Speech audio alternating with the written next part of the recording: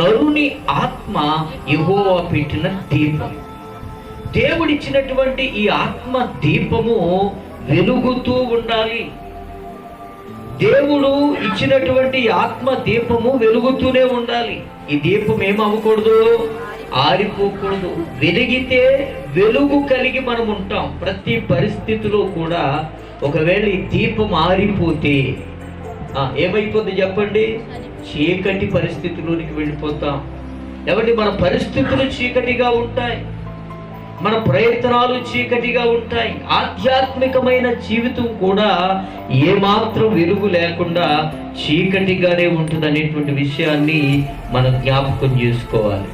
చూడండి, ఎందుకని లేఖన భాగాన్ని మనం చూస్తూ ఉన్నప్పుడు జ్ఞాని అయిన సొలొమోను రాసిన మాట ఏంటంటే, నరుని ఆత్మ యెహోవా పెట్టిన దీపం అన్నాడు.